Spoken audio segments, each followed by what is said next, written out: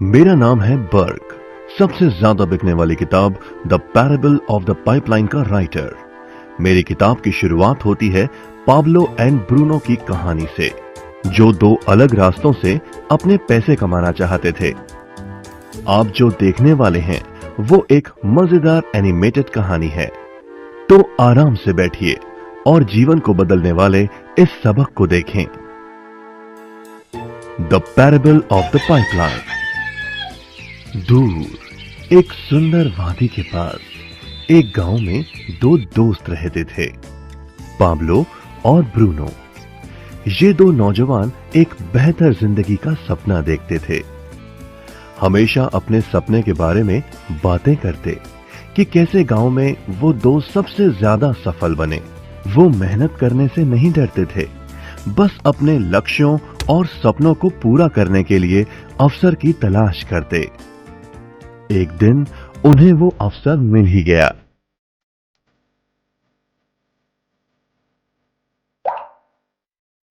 गांव के मुखिया ने उन दोनों को पर्वत के ऊपर स्थित झरने से गांव में पानी लाने का काम सौंप दिया। वो जितना पानी लाएंगे उतने ही पैसे मिलेंगे। ब्रूनो और पाब्लो उत्साह के साथ काम पर लग गए। रोज सुबह से शाम तक वो बाल्टियों में पानी भर भर कर लाते। वो दोनों बड़ी मेहनत करते थे और शाम को अपने अपने घर लौट जाते।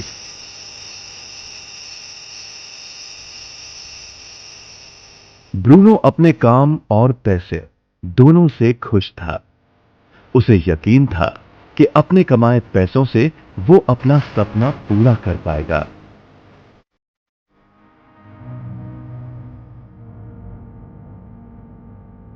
ब्रूनो ने सोचा कि बड़ी बाल्टियों से वो और भी ज्यादा पानी भर सकेगा। ज्यादा पैसों से एक गाय और फिर एक घर का सपना वो पूरा कर पाएगा। लेकिन पाब्लो खुश नहीं था। शाम होते होते उसकी पीठ और हाथों में दर्द होता और वो थक भी जाता।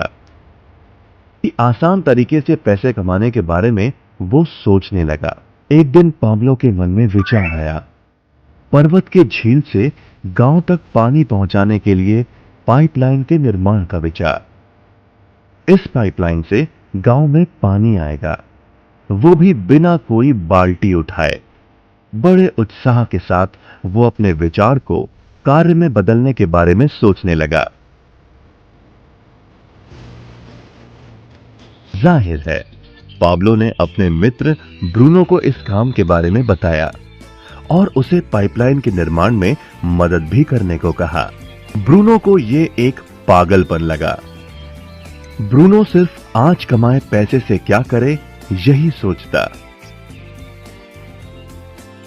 उसे लगा पाइपलाइन का निर्माण करते करते वो अपने लक्ष्यों को जल्द ही पूरा नहीं कर पाएगा। ब्रूनो ने बड़ी बाल्टियां लाई ताकि वो और ज्यादा पानी भरकर ला सके।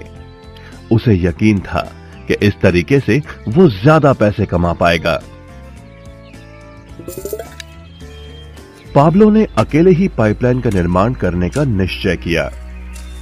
पाब्लो जानता था कि उसे पूरा करने में उसे कई साल लगेंगे, लेकिन उसका मन अपने लक्ष्य पर केंद्रित था। पहले की तरह वो रोज पानी लाता था, लेकिन सप्ताह के अंत में खाली समय में वो जमीन खोदकर पाइपलाइन बनाने लगा। पहले महीने में पाब्लो ज्यादा काम नहीं कर पाया। ब्रूनो और बाकी गांव वाले हंसते और उसका मजाक उड़ाते।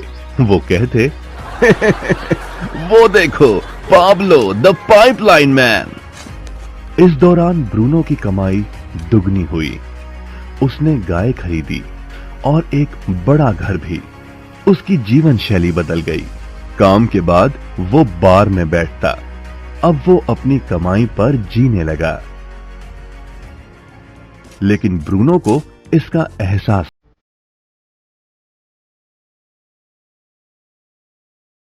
हर महीने पाब्लो काम करता रहा। जल्द ही एक साल बीत गया, फिर दूसरा साल। आखिरकार पाब्लो ने पाइपलाइन का निर्माण पूरा किया। बाल्टियों के बजाय पाब्लो पाइपलाइन के जरिए गांव तक पानी पहुंचाने लगा। पाब्लो अब काम नहीं करता था, वो आराम करता था, तब भी पानी बहता था। पाब्लो बहुत खुश था। अपने ज्ञान, दृढ़ता और मेहनत पर उसे गर्व था।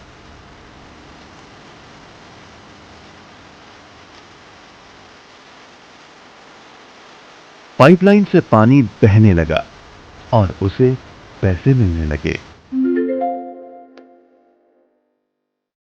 ब्रूनो और पाब्लो की कहानी जीवन का प्रतिबिंब था कि पाइपलाइन के विचार को कार्य में बदलने के लिए ही उसे मेहनत करनी होगी।